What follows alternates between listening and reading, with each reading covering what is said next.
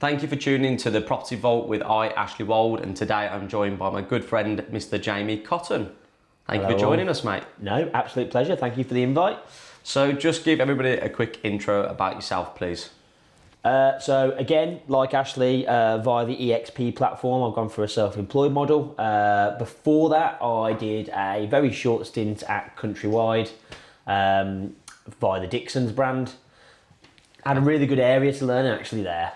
So I was based just down the road in Selly Oak, so just outside of Birmingham, for those of you that don't know the area. The reason it's such a good area is it's a really versatile area. We had a lot of business with students, with the HMOs from the university. Yeah. We had a lot of business with the nurses, with Selly Oak Hospital, again, HMOs or temporary accommodation. And then we had the real low end of the market, Wheelie Castle, which is very accessible end of the market. You know, the burnt out sofas come for free on the front drive. And then you've got Bourneville, which is obviously renowned for Cadbury's and where the chocolate comes from, which was a much nicer area. So it was a really nice place to learn the trade. You know, someone walked through the door, no matter what they were looking for, I had probably something on the books for them. Actually went from there to a more local independent agency called, at the time, Lex Allen and Grove. Worked my way up from sales assistant or sales junior all the way up to associate director within their business. And during COVID was sent to work from my kitchen and never really looked back from there really. Whilst a lot of terrible things happened during COVID, one of the best things that happened to me was the realisation that I didn't need an office, I could be independent, and actually instead of dealing with the 30, 40 files that I'd been lumbered with from the office at the time, I could do with 3 or 4 a month and actually be better off financially and, more importantly, lifestyle. So the decision for you to take the plunge into self-employed then came off the back of COVID in your existing employment? Absolutely. Oh, that's interesting. I didn't know that. I was, to be fair, looking at it anyway, and I hadn't come across EXP, so the latter years of my time with my previous employer, I was working business to business, not customer facing. So I was actually doing land and new homes, which, you know, it's very rewarding when things come along, but things don't come along as much. If you imagine the number of chimney pots there are out there to go and get business, yeah, there's a lot of volume. It's like comparing commercial to residential. The volume is significantly higher in the residential, which is why the fees are proportionately lower as well. But with the land opportunities, they were few and far between. And then if you did secure a deal and then you sold it to a builder and they were going to build it out, you could not see those houses built for 2 years. So it's a very long, slow process. Yeah. That I actually fell out of love with as well. It started to make me fall out of love with what I was doing. During COVID, I was overseeing not only my department, but also the second-hand residential files, which is where I came from. Yeah. And it made me fall back in love with that. There wasn't room in the company I was in to go back into that per se. There might have been if I'd actually investigated and approached it, but I'd made my mind I wanted to do something for myself anyway. My parents are self-employed, my brother's self-employed, I've got a lot of people around me who are self-employed. Yeah. It made sense to be self-employed. It was just finding the right way to do that. Now, originally when I started looking at it, I thought I can't afford to be self-employed. Now, like most people, I'd imagine. But before EXP, if you actually did a cash flow, you look at the 6 months you're going to be trading with no turnover. Yes, theoretical turnover in your pipeline, but not cash in your bank, keeping you alive. You then look at a right move contract, which I wouldn't know now. At the time, it was about $2,200 a month when I was looking, and we're going back 4 or 5 years. Yeah. Probably just short of $3,000 now. Probably not far off with the news of the court cases going against them for the fees they are charging and holding people at ransom, quite frankly. Mm-hmm. But they can because they're the data holder. Simple as that. They've got the power. You've got a Zoopla account on top of that because you need at least 2 of the platforms, if not on the market. But Zoopla probably would have taken the edge for me. Yeah. CRM system, AML. You add all that up, you've probably got a running cost of about $5,000 minimum, I'd say, a month. Yep. Without a premises. Yep. That's just with you and a laptop and the feeds and softwares you need. You then think theoretically you could not earn anything for 6 months. That's $30,000 overhead straight away. That's not including your wages to live. Hold on a second, I haven't got that much money. I can't afford to be an estate agent. That was the barrier to entry. Yeah. I was actually introduced to EXP from social media. Yeah. An old colleague from Countrywide was Samantha Sharon, who's done very, very well through the EXP model and now, like you, taken on her own name and her own brand. Yeah. I was introduced via that. I went along to one conference. It wasn't even a conference, it was a hotel. It's actually where I met you. Yeah. Bumped into yourself, another old pal of mine or old colleague, Chris Target, Yeah. and Sam. Heard what it was about, run the numbers, no brainer. Simple as. In short, EXP offers a platform that removes all the barriers to entry, any excuse you want. You've just got to have the balls to do it. Yeah. And that was it, straight in. I think because I can only assume because you were surrounded by family as well as friends who are all self-employed, it must have made it, I can only assume, less scary to take the leap of faith. Would I be right in saying that or not? Not even less scary, a natural evolution. Because you can see everybody else has done it and you can see Yeah. the rewards that they're reaping from doing so. So it must be easy to see. Whereas personally for me, I only know a couple of people that are self-employed in terms of tradesmen. Yeah. And they're doing okay. But like, they're not really that organised in the greatest respect. But like, you know, there wasn't loads of people. There's nobody in my family that's self-employed or anything like that. I was just laughing when you said that because I've got friends who are tradesmen and if they knew how to keep a diary, they'd be dangerous. Yeah. They'd probably be earning more money than the rest of us. Yeah. I actually always have this regret in life that I didn't actually become a gas engineer. Okay. And I know that sounds really silly, but I know that I'm a very organised individual. Yeah. And I could babysit 20 blokes. Yeah. Because that's basically what the head of a gas Well, company yeah, is. if you've got a big company, to be fair, that's what it is. It is pure management. You're not really on the tools. You're just No, going around quoting. It's a lot of headache though. I've seen it before and I've heard it from clients, to be fair. Compared to... True. It's a lot of headache what we do. But I suppose the difference is like, I never thought of being an estate agent, to be fair, properly. I used to like watching the programs and stuff as a kid and whatnot, and I was always interested in property, but I never thought I'd become an estate agent. It happened again through seeing an advertisement of a friend who worked for an estate agent's Connells saying there was a job available. So that's kind of how it happened for me. But yeah, I don't know. You fell into it. Yeah, which a lot of people do. I mean, I kind of fell into it. I finished university. I went to Nottingham Uni, did a BA in economics. Of course you did. Of course I did. You can apply the economics model to anything you want. Yeah, I know that from being anyway, finished university, decided I didn't want to do anything that entailed that qualification. Did what everyone does, went and got a bit of money in my back pocket, worked in hospitality, which I'd been doing through university anyway, to fund my life at university.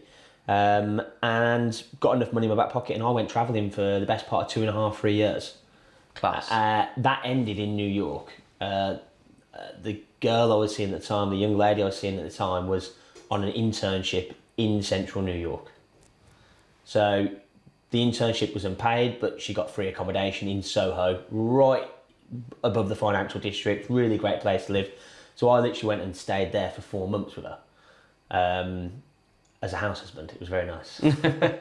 Had a little Shih Tzu that I used to take around the park and get approached by many men with this little pink Diamante lead and collar in Central Park, wafting around. Yeah, so that was great. But the apartment over the road from our apartment, over the common entrance, was up for market, and I got speaking to a realtor. Okay. In the elevator, and actually spent half a day with him because I found the guy really interesting. I was like, this is actually a really interesting job. My mind's ticking over thinking I've got to go home soon, I've got to start thinking about what I want to do. Trust me, it's a hell of a lot more glamorous in New York than it ever was in Selly Oak, Halesowen, Starbridge, the nicest parts of Birmingham, the nicest parts of Worcestershire. I haven't got a patch on what half a day with that guy in New York was like. But again, that's kind of where I fell into it. I was like, let's give it a go. What have I got to lose? All from that conversation with that chap? Yeah. And again, part of my economics thesis was, I did the UK property market for my economics thesis, or dissertation, and I'd always been interested in property. I found property interesting. I love going around property. I love seeing property. I love design. You know, I've always been interested in property, but again, fell into it. So similar to you in the sense of I wasn't necessarily thinking I'm going to be an estate agent. The opportunity was there and it just progressed from there, and I didn't absolutely hate it. And, you know, you speak to a lot of people, they absolutely hate what they're doing. And, you know, I imagine it's a very long week if that is the case. Yeah. There are days and moments where I hate what I'm doing, but that comes with the territory of sales. Yeah. You know, the old peaks and troughs. Some days it's all going well and it's all good. Other days it's, oh no, meltdown, Christ, how did the pipeline go from that to that within the space of a week? Yeah. It's all part of the fun and games, and I wouldn't change it. So why did you actually have to come home? Because I know you had a partner Ran there. out of money. Right, okay. I was on the 3-year holiday. I did really well out of it, to be fair. I did a big stint around Southeast Asia. So I did 7 months around Southeast Asia. It was Thailand, Malaysia, Singapore, Hong Kong, Vietnam, back up to Laos, back down through Cambodia, back to Thailand, came back. Wow. Got a bit more money in my back pocket. Literally blitzed 70-hour weeks working hospitality. My boss at the time was great. I said, listen, pay me what you need to pay me. Anything, can we say? I need to get cash. Anything that's cash, put that in the safe and give it me when I go. I don't want to know about it. Yeah. So I will go to the pub and I will spend it. Yeah. So she was really good, actually. She sorted me out because the week before I went, she was like, have that, crack on. So that was great. Then second leg, where did I go? I did Camp America. So I started it in New York, did 7-8 weeks in summer camp. I think I've told you this one, you always said it sounds like a bad joke. So then I met an Australian, a Scotsman, and a Welshman, and the four of us got a van together and we drove down all down the East Coast, across the bottom, up the West Coast, and had an amazing time there. Came home again, very briefly. How long was that over? Sorry, that trip? Oh, that trip. So the summer camp was about 12 weeks, and I think we did the same again in driving. Okay. We did about 2,500 miles over that time. So we broke the drive up quite a bit. We literally stopped everywhere you could down the east. Through the middle, we didn't do too many stops. Where did we stop? We literally went from New Orleans up around the swamp. We did Texas, Arizona, up through Nevada. Obviously had to pop to Vegas quickly before we went back down, and then Monterey, and went up the coast up to San Fran. So yeah, through LA, which it was okay, but it was a great time. Flew back to New York, flew back home, got a bit more money in my belt, started speaking to one of my good friends. He's actually building my house at the moment, who's a tradesman. And me and him both went to Brazil. Okay. And to do a little bit packing around South America, and hopefully he'll never watch this, and he probably won't because he's not on social media, I don't think, but I actually left him in South America. It was quite a funny story, actually. He was enjoying the party life so much, and I think it was his first taste of freedom. He was in no rush to go anywhere, whereas I wanted to move, see next place. So I ended up leaving and flying back to New York, which is where I finished up with, as I say, the lady at the time, and came home. But yeah. Anyway, long story short, I fell into it. Fair play. Yeah, I mean, fell into it. You've definitely done some travelling, to be fair. I think that's one of the regrets I've probably got in life, but equally, I don't have any regrets in life because it's got me to where I am, but I would definitely like to see more of the world, because I think that can really open up your eyes in terms of the way that you live your life moving forward. Yeah, 100%. There's a couple of things that I'll make reference on that. I loved meeting the Belgian guys when I was travelling, because obviously you meet people from all over the world. They have a really interesting schooling system. So between college and university, they have to take a year out. They either have to go and get an industry job or go and do whatever they need to do, but they have to have a year out. And it's amazing because actually, I think actually taking that time to pause and think about what you want to do, you're not going to get an opportunity like that again. No, it's pretty Once you're in, you're probably most likely going to be in the hamster wheel, so to speak. Whatever industry it is, you're always just looking forward then. Well, I'd love to know the statistic actually of what the rate is from somebody going to university to study X and whether they actually pursue it. Because the reality is that a lot of people I know that have gone to uni and studied X, they have not gone into it. Well, again, without going too political, I do genuinely think actually there was a massive push through like the early 2000s onwards, which we were in some ways the best generation, I think, because we had the technology, but we didn't have, Instagram and Facebook like it is now, and social media like it is now, Snapchat, all that. I think we were the last of the MySpace era and Bebo, which was like the intro to it. So we had all the benefits of it without maybe all the hatred and the anxiety that these kids have got now. Yeah. Going forward through there, and I think we were very lucky in that way, but I think what happened during that time was actually there was an emphasis on pushing children to university for government stats and school stats, saying, oh, our school's the best because 90% of our children went on to A levels and 85% of our children went on to university. Absolutely right. But did they go to university for the right reasons? Yeah. I didn't. I had a jolly. You know, my attendance was under 5%. Wow. I got my grades still, but I had a jolly, you know. I mean, I should never have gone to university. I went for completely the wrong reasons. I went because I was told that if I didn't go to university, I wouldn't amount, or I wouldn't get that high energy job. Reality sets in. Actually, I've done my travelling. My first job was a 12 grand basic. Yeah. Is that countrywide? Yeah. Yeah. It was literally £1 a month for turning up and actually working 5.5, 6-day weeks. Yeah. And you eat what you kill. You get your commission, obviously, if you do well. Yeah. It's a sales environment. You know, you hear about the kids nowadays. My sister's at university. She's very fortunate. She's done very well academically. And, you know, you hear the stories of even the internships have been paid like 25 grand and you're like, what the hell? Yeah. And, you know, you hear the stories of the expectation of young people coming up saying, well, you know, I don't want to work unless it's for X amount of money. You're like, I could only wish. Yeah. You know, back then, 23, I would have been absolutely over the moon. Yeah. Touching 30k basic, Yeah. you know. Our industry is very much known for actually having a low basic, as all sales roles are. Yeah. You know, it's the same as recruiters. You know, recruiter, you can earn a lot of money You can. if you place people. Yeah.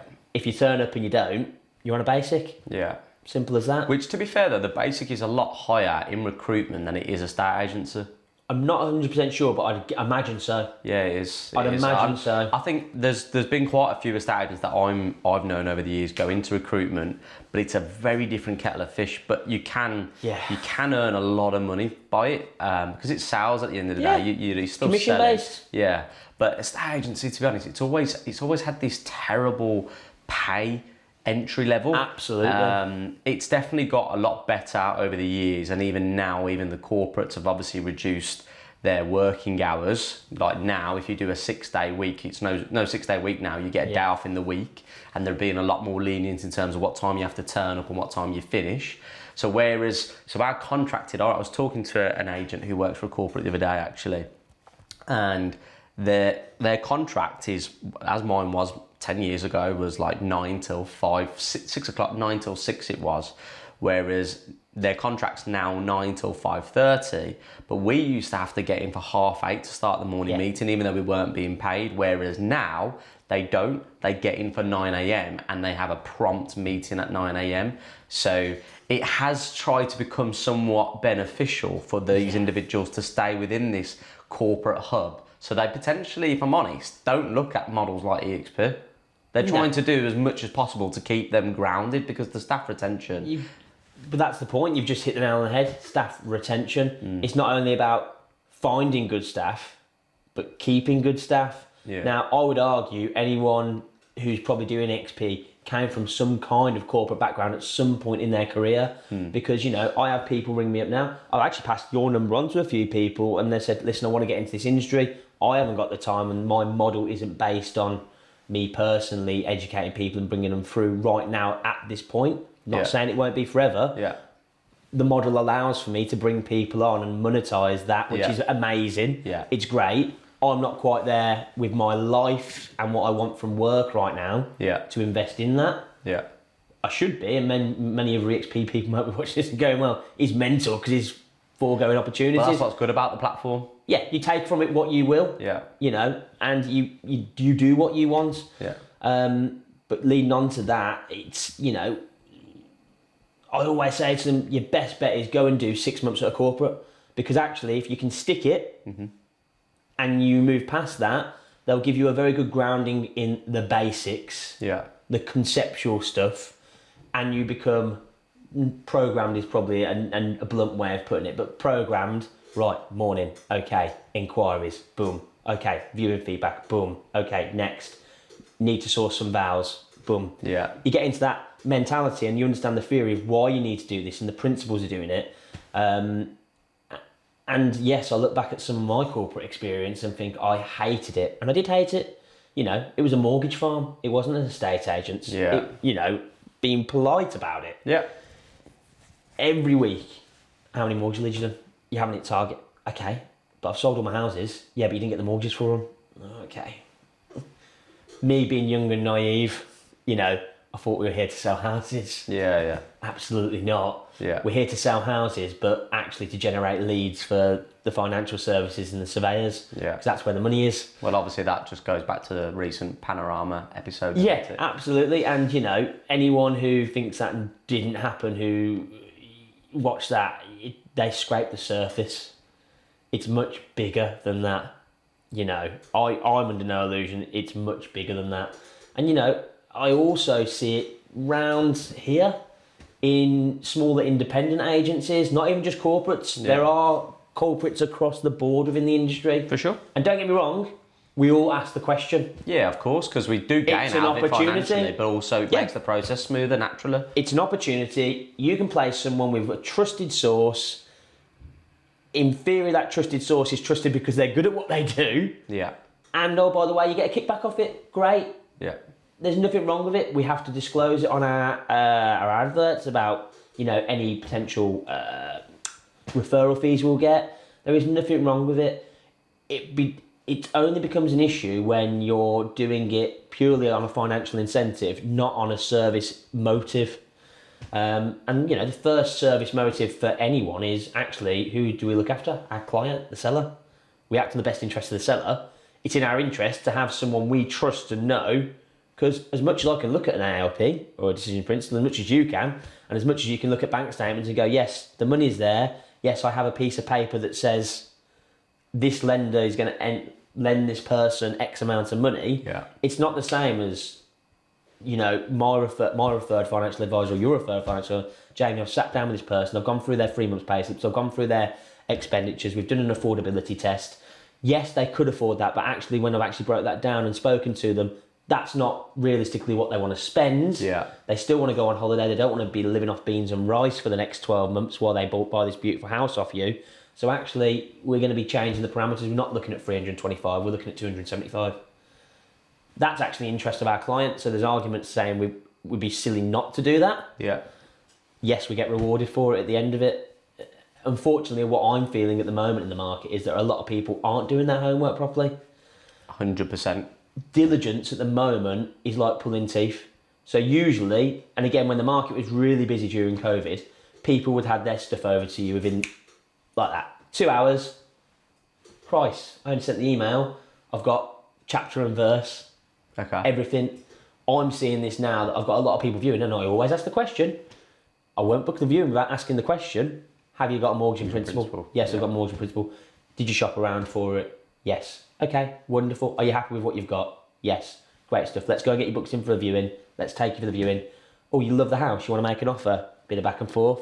Get to where both parties are happy. Mutual beneficial agreements. Right, I need this. I've got one now. I accept an offer on Monday. We're on Friday now. Still not got the decision in principle. Funny that.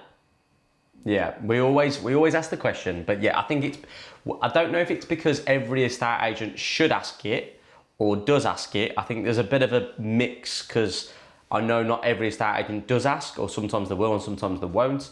But every buyer will say yes, won't they? Yes, because they think you're going to take the opportunity to view away from them if they say no, which again, I won't. If anything, they say no, it's kind of like, okay. There's a good opportunity here. There's an opportunity here. What I'll do is I'll get you booked in for this, and again, let's take a Monday and a Friday. I'll get you booked in for Friday. What I'm going to do in the meantime is I'm going to pass your name and number over to whoever, my preferred provider, and they're going to reach out to you.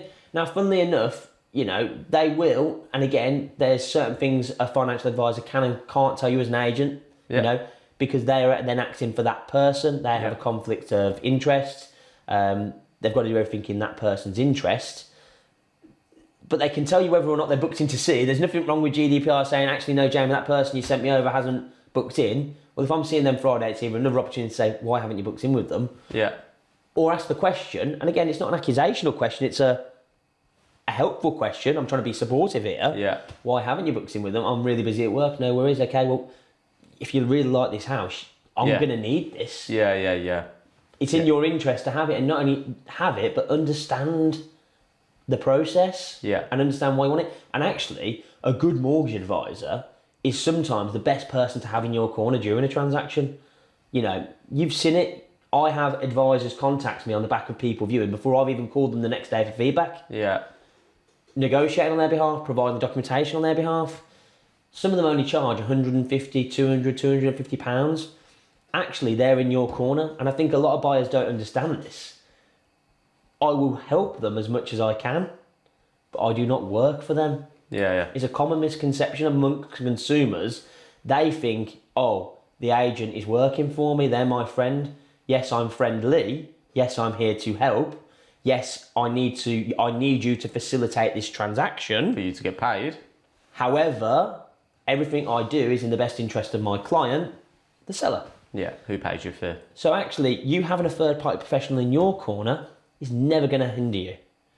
So not only see one mortgage advisor, see two, see three, see how you feel about it. At the end of the day, they might be the person that saves you your dream house. Yeah. So just as much as a seller needs to have a feel with us as an agent when we walk out the door, you as a buyer shouldn't look at it as a boring exercise going around mortgage shopping. It's the most expensive thing you're going to buy in your life, in theory. Yeah. Take the time to shop around. You know, I'm buying a kitchen at the moment. I've gone to 4 providers. Why? Well, some of them have said things that I haven't thought about. Yeah. Some of them have got products that the others haven't.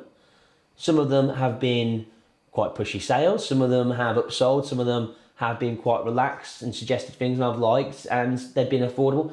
Am I going with the cheapest one? No. Am I going with the most expensive one? No. Am I going with the one that's kind of in the middle that I feel really comfortable with and I feel that has given me everything I've asked for and maybe a bit more that I hadn't even thought about? Yeah.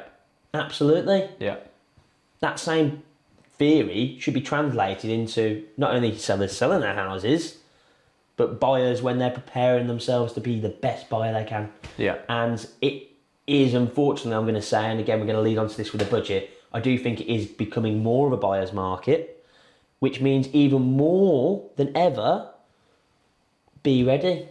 Because things come along. Actually, if you do negotiate something to the right price or the right value, secure it. Yeah. Get it off the market. The best thing for a buyer really to do is to get, if they aren't aware what documentation an estate agent needs, at the start of the process they should ask an estate agent. Now an estate agent can obviously deliver that message or include the fact if they say they've got a mortgage in principle already, and we can ask, have you shopped around? I actually really like that because we don't ask that ourselves, but I think it's actually really good to say, have you shopped around? Because I guarantee you when it comes to your car insurance, you don't just go on one website, do you? You go on two. It's the same thing when it comes to mortgages, and as you say, it's your most expensive debt. So in theory, you should be doing that. However, are you also aware of what documentation an estate agent is going to need? Because the best thing for you to do is to get these documents saved on your desktop or in a folder, so that once you've found that property and you want to make that offer, send that offer verbally and by email with the attached documents. That, to me, is an estate agent's dream. It shows willingness, Absolutely. it shows determination. And again, let's go back to what we just said. You know, I operate on the seller's best interest. However, the easier you make my life, the more on side I'm going to be. If we do hit a speed bump, you know, obviously I'm not going to breach my responsibilities with my client, but that person there who's proactive, they're chasing their solicitors, they're giving you updates before I've even got to my weekly reminder to go and do it. Mm-hmm. Oh, we've got a problem, I need help. I'm going to give them more of my time now to make sure we get to the right conclusion quicker, because they've been that responsive with me. And again, you don't even know you're doing it, it's intrinsic. Yeah. Think about how you interact with people. If people respond to you quickly, even on messages, your friends, you respond quickly back. If you've got a mate who you know, you could respond and you might not get a response for 24, 48 hours, you're not in a rush to respond because intrinsically you're like, there's no rush with them, they're fine. Yeah. You've got clients that might take 2 days to reply. Okay, I've got other stuff going on. I'll reply to them when I've finished work for the day after hours. Yeah. I'll get it done then. Somebody who is constantly like that, you don't realise you mirror it. You do. You do. And having an organised buyer is, as you say, a dream. It's an absolute dream, especially when there is a speed bump or a problem in the conveyancing or the financial process. It is about setting that expectation though. So we always outline from the moment the sale's agreed, once a week you'll be getting an update. But a question to you, how important do you think it is then for whether it's a buyer or a vendor to use your recommended mortgage advisor or solicitor? How important do I think it is? I think the answer is going to be a political answer, and I'm going to say it depends. It depends on who they're using in substitute. Agreed. Is the first thing I'm going to say to that. Yeah. I had an occasion last week, which is probably only the second or third time it's ever happened to me, where I've said to somebody, and again, be very clear here, I can never say you cannot use them, but I can advise you to go and look at Google and do a bit more research before instructing someone. Yeah. The firm doesn't need to be named, but it's a three-letter firm that we abbreviate it to. It's a sweatshop conveyance operation. You're lucky if you get a response within 8 days to a simple question on a simple email. Bearing in mind inquiries are going back and forth. And I just said to that party, listen, I'm not telling you you can't use them, but please, please, please, please. But you can also you can share your experiences. Yeah, well, I did, and I gave them a real life example of one I got going through at the moment. So it's a leasehold, but it's slightly different to this because this one's a freehold. But there is an element of a management pack on this new build estate. So I know there's going to be more inquiries. There's going to be more back and forth during the process. We can't wait 8 days for a reply every time one of these inquiries are raised. It's not good for you. It's not good for me. It's not good for my client. Everyone's a loser. Okay, maybe they were £200 cheaper, but I don't think on this occasion they actually weren't any cheaper. I was going to say, where does price? Do you think price is what comes into this? Absolutely, everyone's price orientated to a degree. It just depends how you look at price. I look at price as value. Yeah, for sure. Other people look at price but that's because of what we do, though. Higher and lower. Yeah, practice what preach, maybe. Yeah. But I always say, pay once, pay right. Do it once, do it right. You know, you pay for what you get at the end of the day. Anything in life. If you want the cheapest, go and get the cheapest. You know, I can go on now. Anything. I'm sitting in front of some amazing cameras here. I'm sure I can go on Temu and find a non-branded camera for 25 quid. How long do you think it's going to last, and how many good... do you think the quality is going to be anything like this? No. But that's price point. Yeah. You pay for what you get. And again, that's why brands do very well, because they actually... Sometimes a brand is seen to be good, the best at what they do, but not necessarily, and they have the price points to do it. So let's put that into a estate agency. Corporates do very well. You know, the likes of Connells, I look at their marketing and I'm not going to pull it to shreds. They tick boxes. You know, the media quality is usually of a good standard. I'm not going to say it's amazing, but it's not piss poor. Mm-hmm. Yes, they have a floor plan. They kind of have a video. It may well be a slideshow with a robotic voice over the top saying, and this has our third bedroom. But they tick boxes. But the outside perception of Connells is they're a long-standing, trusted and well-known brand within the industry. Yeah. And I've seen lots of their boards around. So when I'm having my valuations, of course I'm going to call them. As a third party, not knowing the industry, I'm sat there, they've had boards on my road, I'm going to call them.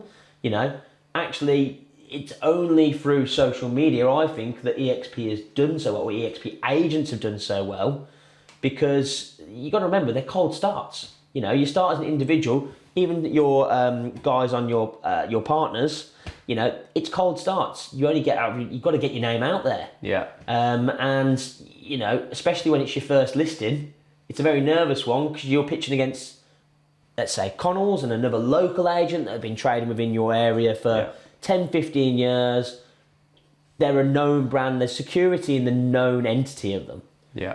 There's now this guy, and as much as I can tell you where I've come from, what I've done, you know, it's a lot of trust for someone to put into it. Well, yeah, I think that word trust is a word that gets overlooked, sadly, massively within our industry, because the public perception can be by many people is we all do the same thing, but you should look at it like a tradesman, really, shouldn't you? We've all got the same tools. Yeah. How we use those tools differ. Basically, exactly that. You know, you might get somebody to come round and do a job by hanging some doors, but they're really shabby, or they've not tightened them up right, or they're not straight, or whatever. Whereas you can pay more for somebody and they've got maybe better tools and they're more punctual, their communication stronger, and that's where your price difference is variated.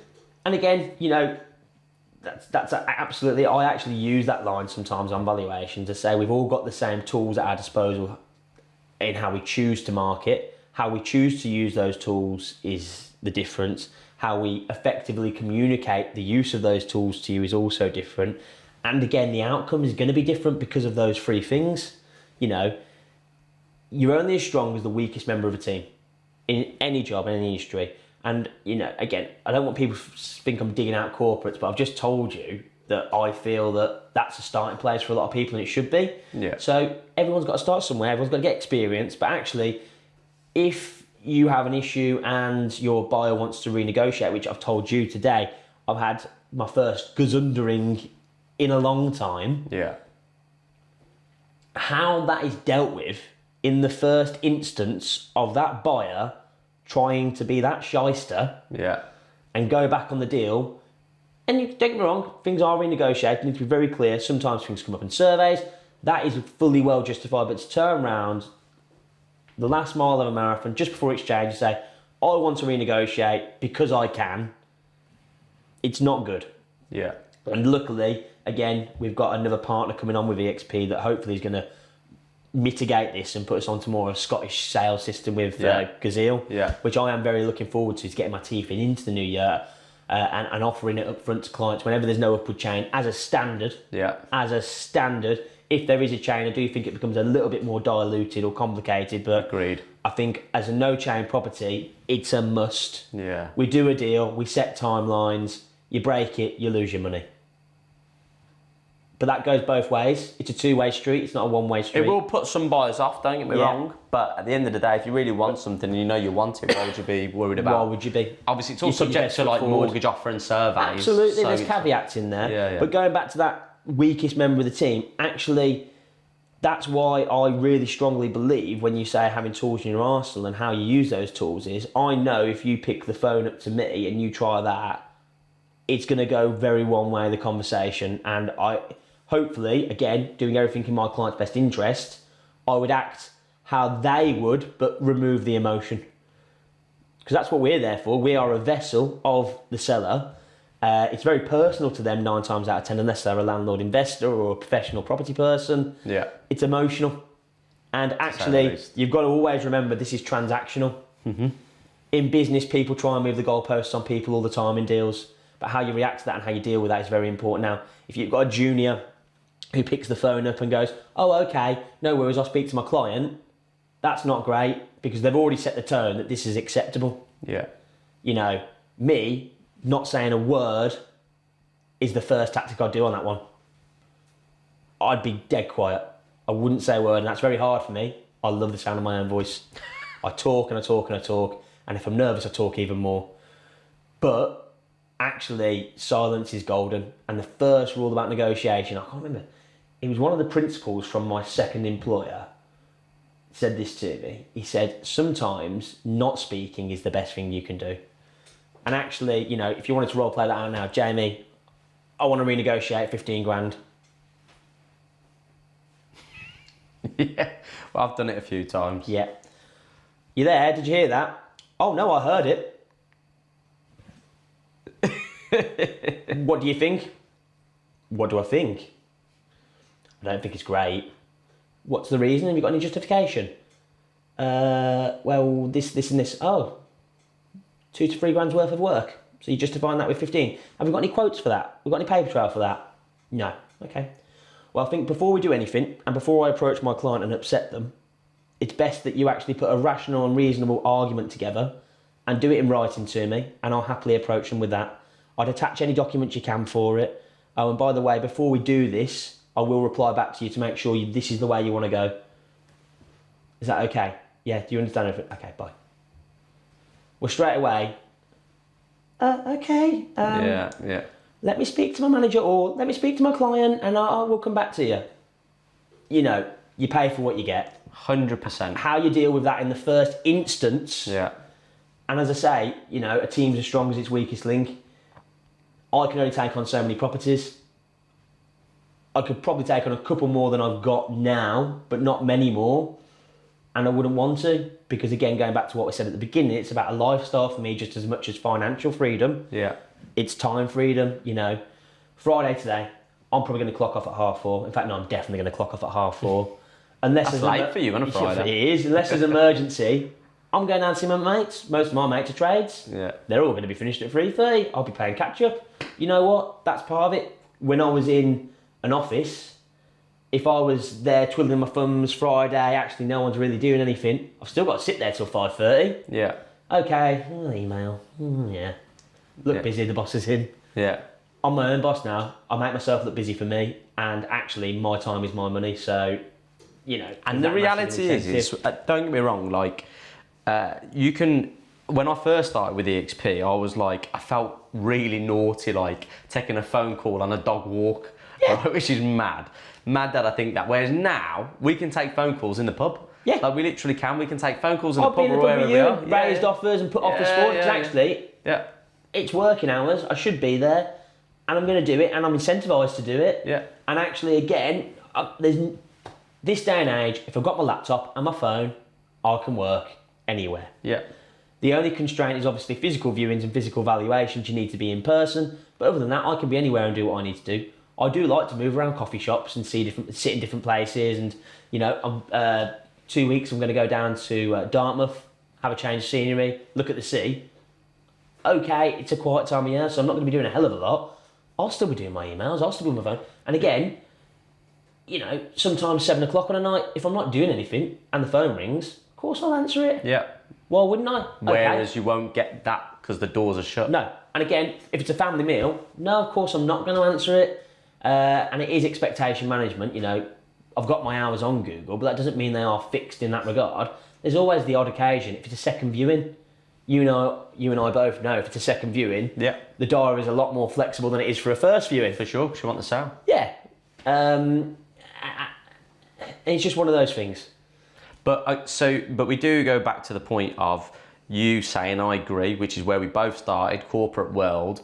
However, it's a great starting point for a lot of people wanting to join the industry, as you say, and they're very much welcoming of it, whereas some companies will say they want experience. I think that's kind of phasing out a little bit now. However, so the knock-on effect from that people are overlooking, the public this is, who are thinking of selling, they'll go to these well-known brands because obviously they see the corporate name, but what they're not realising is the people that they're actually going to be dealing with are young, naive individuals, juniors, yeah. And I'm not disregarding them because that's where we started. And that might not be physically from age juniors. I mean juniors within the industry. Entry level into knowledge world, So that there is, they think they should go with this big brand because it's well known across the country and they've got access to it from all offices. Is another sales pitch I've heard, which is a load of cobbles. But the reality is the people, like you say, if they're in that scenario where unfortunately somebody's looking to renegotiate, the reality is that estate agent within that branch is going to roll over and say, tickle my stomach, because they haven't got the experience to defend the paying client. Yeah. And that is the bottom line. So I totally agree with that, to be honest. And I also think where that breaks down is scalability. You know, that's one of my biggest USPs I pitch on my valuations. You've invited me out. I'm telling you my opinion. Hopefully it meets the expectation. If it doesn't, that's not the end of the world. We can try your expectation, but we've got to be realistic. We've got to put a plan in place because ultimately, I don't sell your house, I don't get paid. I can only put so many houses on the market. It needs to be within the realms of realism. I need to believe in what we're doing here. Yeah. And you've asked me out for my professional opinion. Moving on to, you know, the fact that then, I've lost train of thought there. You're talking about when you go on the valuations and you set the parameters the biggest in USP, place. sorry, yeah. I've made that service promise to you now. Yep. I've gone away, I've sent me follow-up. I'm not a big one for chasing, and me and you have spoke about this before. I send my follow-up, and if you want to work with me, you contact me. I don't chase you. Unless there's something I need to follow up with you specifically, or, you know, every now and then there is that random conversation you have with a buyer, and you're like, everything they've just said is that house I just went to 2 weeks ago. Yeah. okay, maybe that's worth a follow-up call if they're hot to trot and they're the bee's knees of a buyer. Yeah. Other than that, I don't follow up, but I will deliver everything in my service promise because I know what I've promised. That's another thing I became disillusioned with it wasn't even a massive firm, my last employer. It was, I'd say, a small to medium enterprise, but the volume was about 30 to 40 houses a month.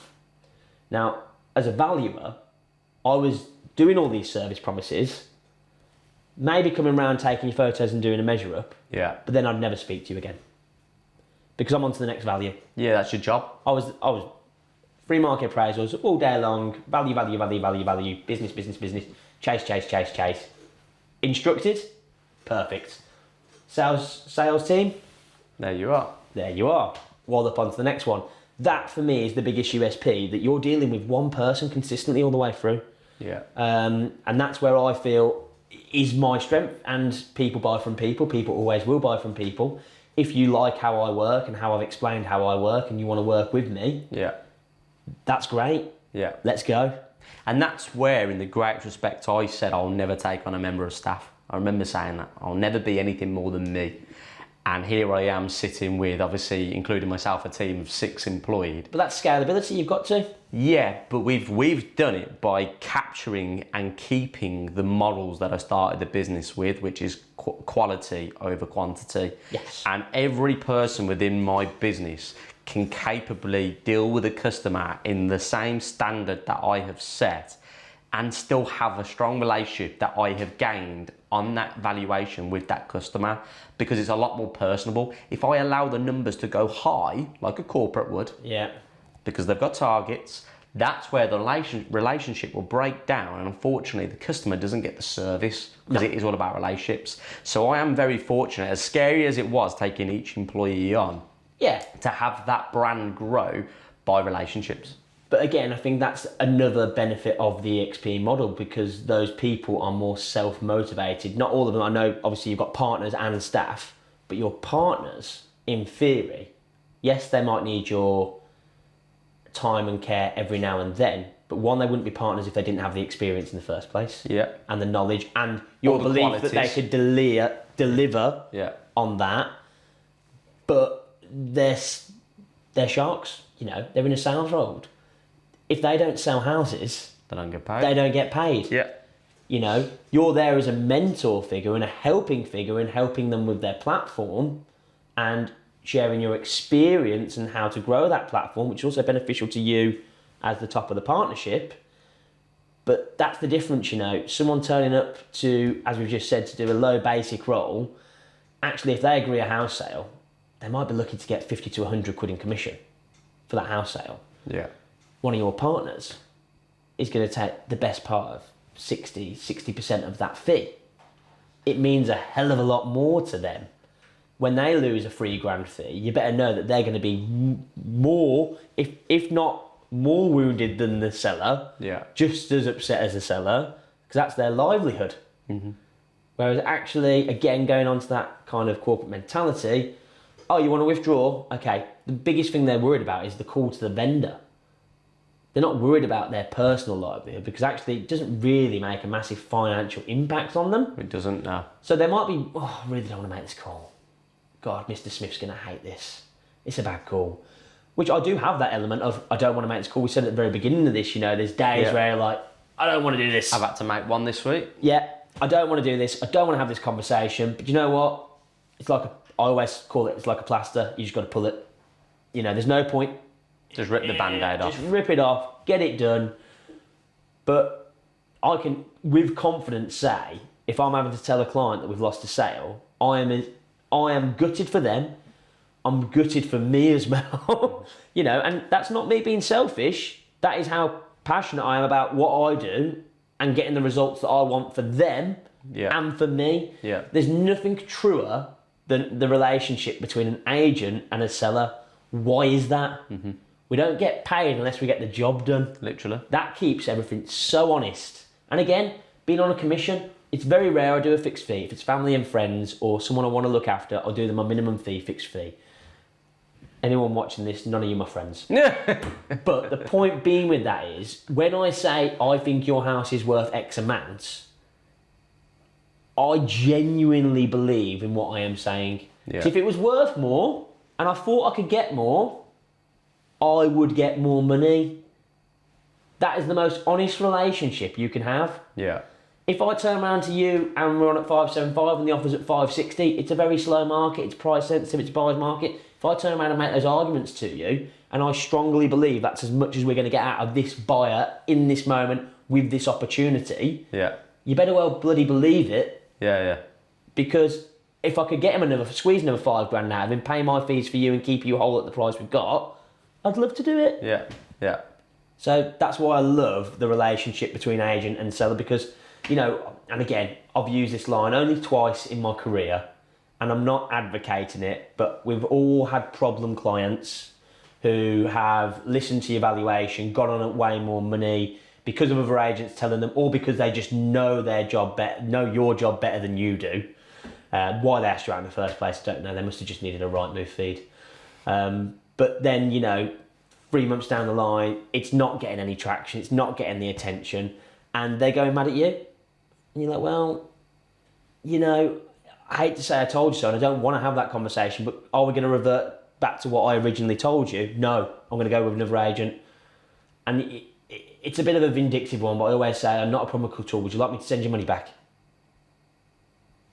And I go quiet again, because you got to remember, we don't get paid. Okay, we cover our costs up front, but we don't get paid for what we do. It's all speculative. Yeah. So I find it very strange when relationships ever do, if they get to that point, break down. And again, it's not, I like to think it's usually not because of what I've done, but maybe I've taken the wrong client on, or actually in the early days, I struggled to say no. I very much, and again, when you were saying about taking those calls and feeling guilty, I felt at the very early stage that I couldn't say no to people. Yeah. I felt I've got only 3 houses on the market. Yeah. I need this house. Yeah. Actually, it was detrimental to my business and my well-being. So there's nothing better than saying no sometimes. You've got to remember, we don't get paid until we do the job. So if we're looking at it thinking, this is a waste of time, 9 times out of 10, if your gut says it's a waste of time, it's probably going to be a waste of time. So just ask them to use somebody else, wish them the best of luck, ask them to come back to you should their expectations meet your valuation. Yeah. Be polite, be humble, move on. And I always remember the first time you telling me, to be fair, that you've kind of said to clients you don't think you're the right fit. And I was like, that's insane. Like, I've never done that, even if I thought somebody's a bit of an arse, to be honest, because you do get those customers. Yeah, you do. Or they try and drive you a hard bargain on price, which you stand your grounds strong. But I've 5 years completed nearly now, and I've been there now a couple of times, and I've just recently let 2 landlords go because they weren't my cup of tea, to be quite frank. And I just thought that if problems arise even further with the property, like, am I going to be able to get these signed off? How are we going to deal with it, etc. Yeah. And I just thought, do you know what? Like, as much as it's a monthly income for me, I'm sacking it off. They're not on the same page, and you've got to be, if you're having that long-term relationship, you've got to be on the same page. So I now understand why you should be picky and choosy. But it is important. It's not picky and choosy, because sometimes you get it wrong. You know, sometimes you think, oh, this is going to be hard work. And they're a breeze. It's just that they're anxious in the first place, and maybe a bit high-strung on the initial meeting, and it's a big thing for them. You know, you meet people from all different backgrounds, which is part of the thing I love about it. Yeah. I say sometimes you're just not a good fit together. The house might be perfect for you, the valuations might be right, and you still might not be a bit of a good fit. And again, you've got to take a commercial decision on that as an agent. It's got to be right. Yeah, of course you have. And again, as I say, it took me 2 years being on my own to really understand that. And I think it's a change in mentality from going from a company to being personal and dealing with it all the way through as well, opposed to, as what I've just said, dealing with it at the front base end.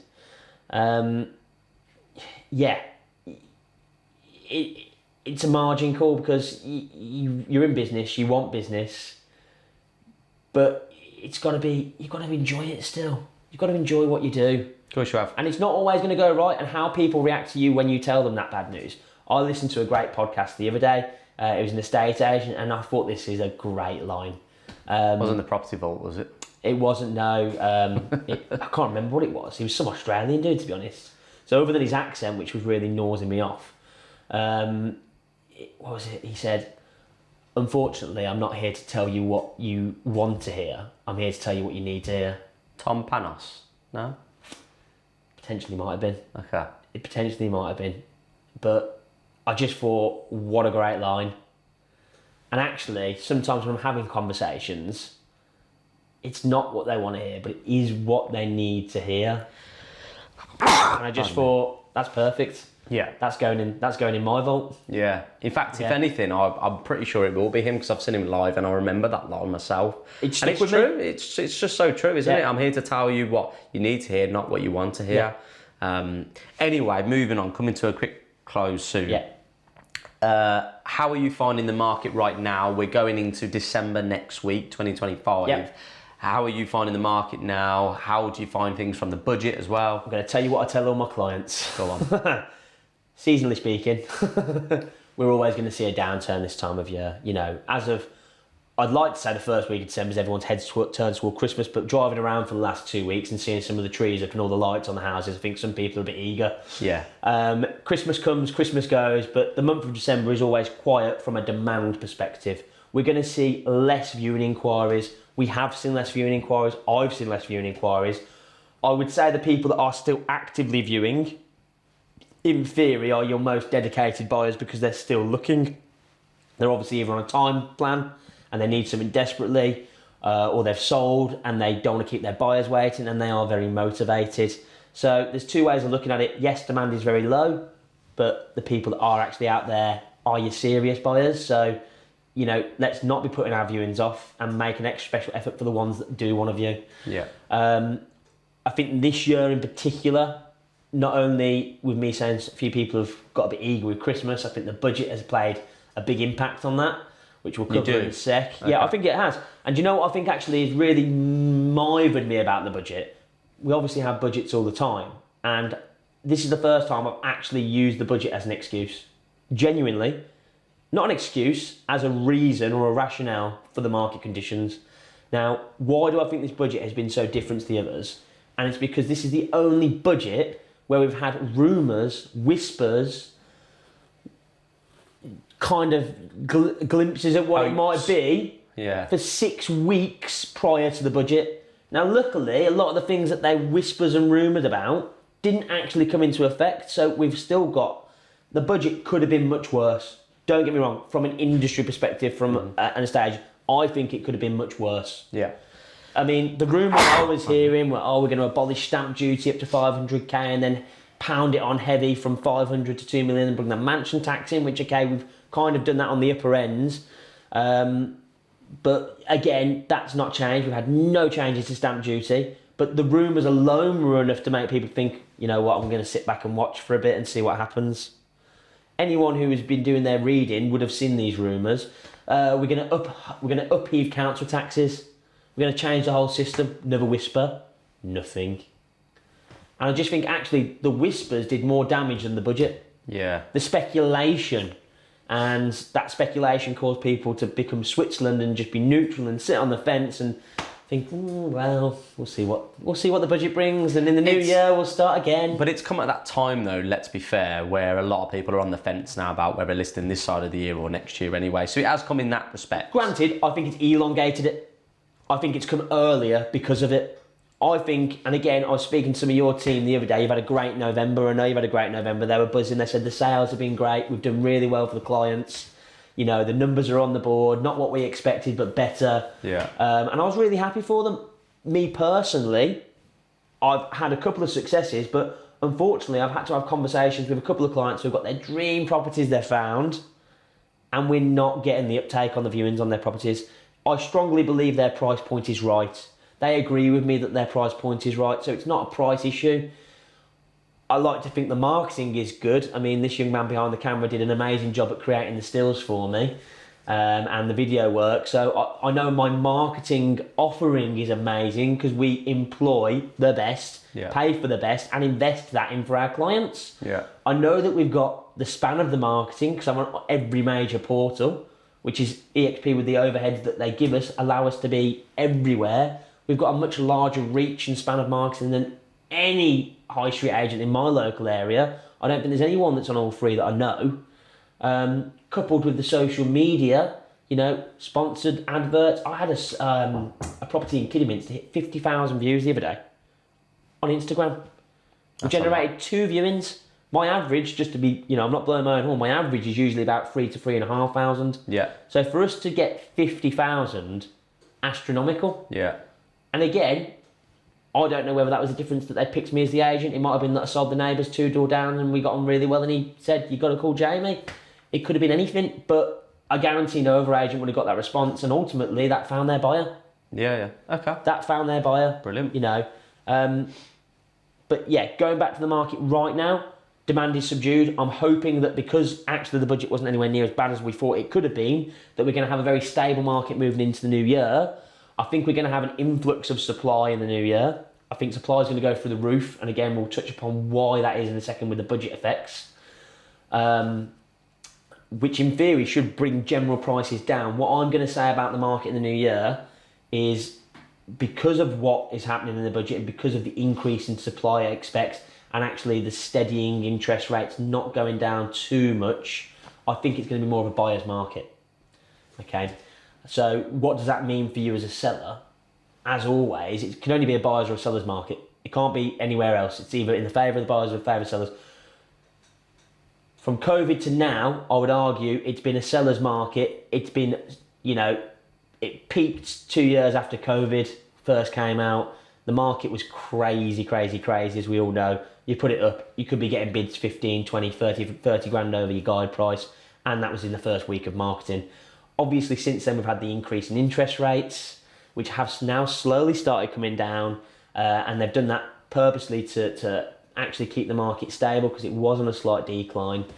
But yeah, the new year I think is going to be a good time, as good a time as any to get live. Obviously, spring will be around the corner, and that's always synonymously the best time of year, seasonally speaking. Another thing with COVID, those seasonal trends have flattened slightly. It's not big ups and downs like it usually was. Yeah. I think the lower end of the market, and what I call the lower end of the market for me, is your first time buyers, which again in this day and age I call sub 300. Yeah. Which we used to call 200. Yeah, 180. Yeah. I think sub 300 now is, with people, dual incomes, dinks, dual income, no kids. That's well within affordability. A lot of people now, I find, the young people, they're quite happy to spend the extra on the money and not necessarily take on a project. They much want that turnkey opportunity, the newer builds. The show home look, but obviously in an older property. Yeah. Absolutely. So They'd rather take on a higher mortgage and do that.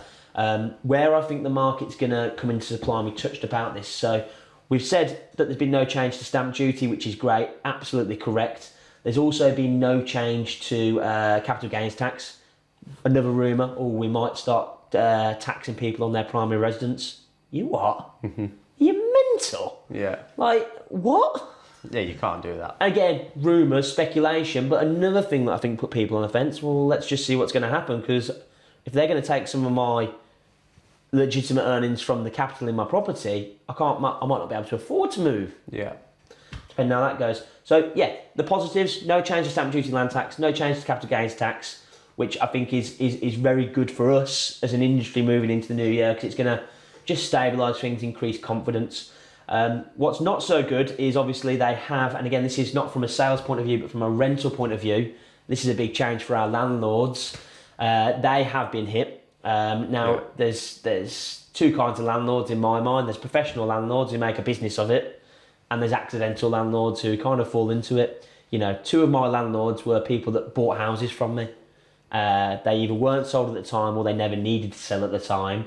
And they always said, well, you know what, I'm very fortunate I can keep this house. It's obviously in a personal name. Now, they're from this extra 2% on all the brackets from unearned income, so that's not just property rentals, dividends. You and I pay myself, obviously tax efficiently. I'm sure everyone in business pays themselves tax efficiently. We're not dodging it, but we try and be as efficient as possible. Yeah. Well, as of 2027, when this comes in, we're going to be paying more tax as well. Which, is 2%, but 2% all adds up. That's actually going to be the difference of bullying some smaller landlords, non-professional, or landlords. And, I've got some landlords who've got 2 or 3, but they're in their private names for one reason or another. They couldn't raise the finance, they weren't advised correctly at the outset, or we're going back when they owned these properties a long time ago and actually putting them in companies wasn't the best advice. It wasn't the norm really as well. well. It wasn't the norm, which it obviously is now. Even if you're going to buy one, put it into a company, you know, get 100% mortgage rate relief. Oh, you want to put that through, it's a deductible. Great, you know. Oh, don't mind paying the agent 10%, that's another deductible. It's going to reduce my corporation tax. Great. Yeah. You know, unfortunately, that's going to bully a lot of private landlords out because they've already had the squeeze. They've been squeezed and they've been squeezed. You know, they used to get 100% mortgage rate relief. Companies still get that benefit because it's a business charge. Private citizens, if they own a property in their own name, only get 20% mortgage rate relief. That's another squeeze on the margin. You know, take a simplistic, quickly you can do numbers. Someone owns a house, it's got £1,000 rent. The mortgage is £800. They get relief up to 20% on that mortgage, so they can claim back 160. They're pocketing technically the 800 minus the 100. Sorry, they're getting taxed on the 800 minus the 160 plus the profits.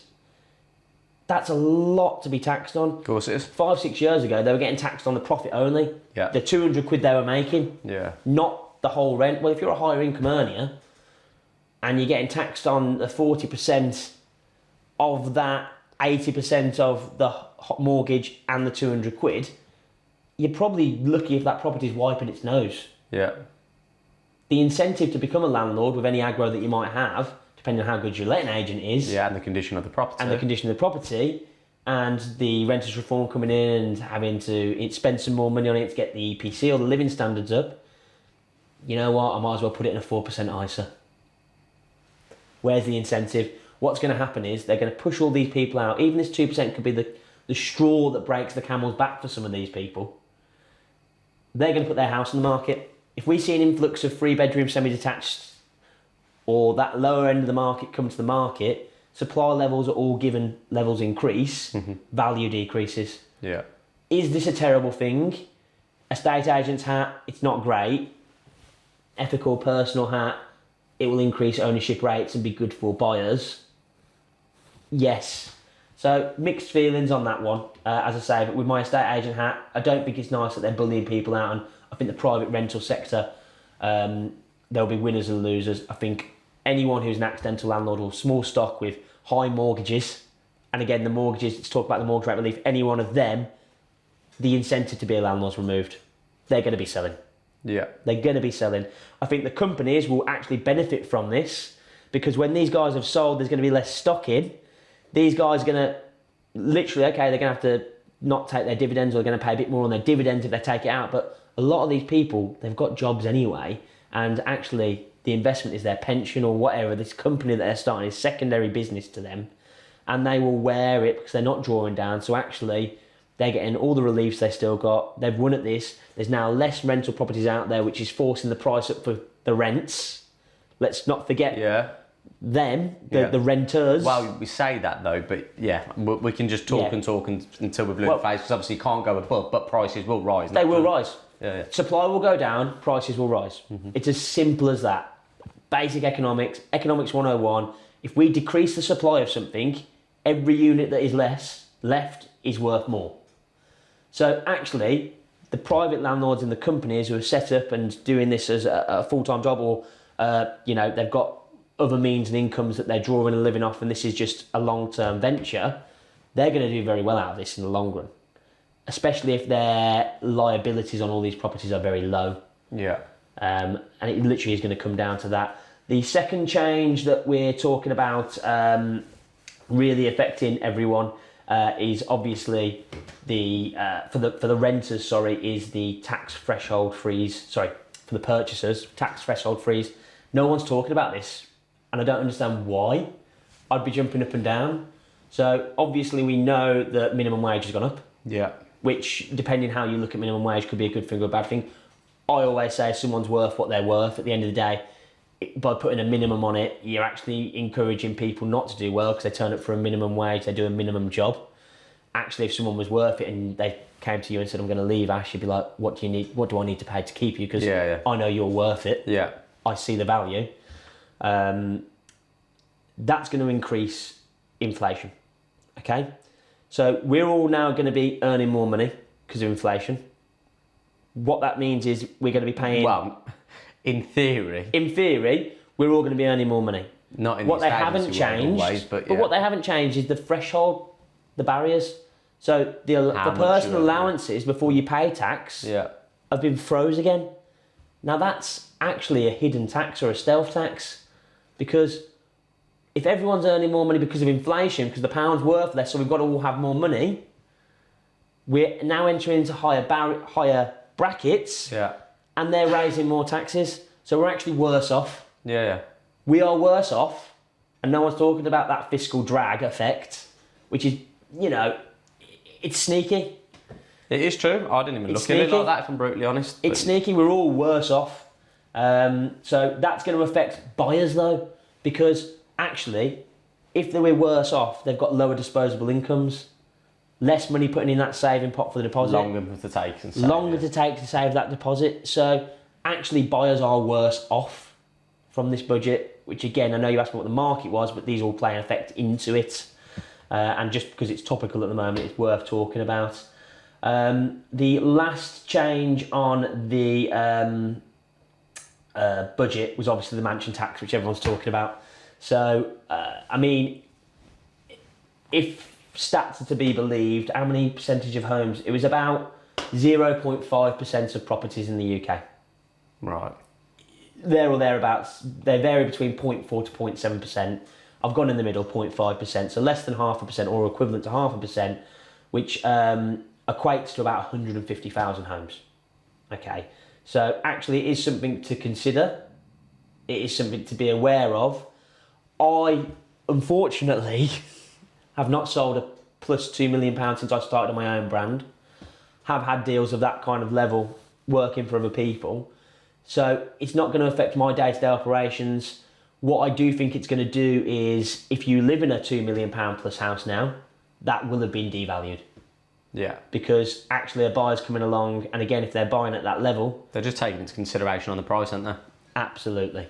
So if I'm sitting in a £2.5 million house the day before the budget, that ain't worth £2.5 million now to a speculative purchaser, because actually there is a cost associated to having this beautiful house. There is an argument to be said that if you can afford that house in the first place, £7.5 grand doesn't make a big difference to you.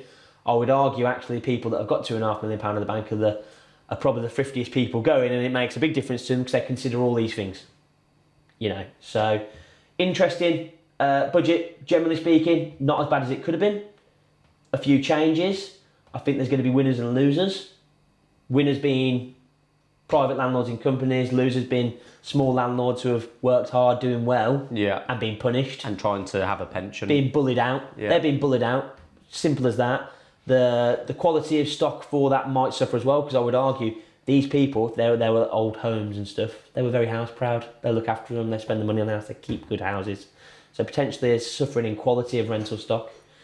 In regards to the sales market, I think buyers are going to feel the pinch of not even knowing they're actually getting less money, therefore inflation alone as well is going to see house prices rise, but all of that fiscal drag is going to make buying and affordability harder. Also with that, you know, there's going to be an increase in supply to property, so that might cancel each other out. Those landlords I'm telling that are putting the stock on the market, you know, great purchases, no upward chain. Good ones for us to sell. Yeah, obviously. Definitely I'm going to bring the gazelle in.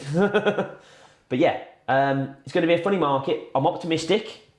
I'm more optimistic today than I was last week. I was drowning my sorrows last week. And I'm looking forward to the new year.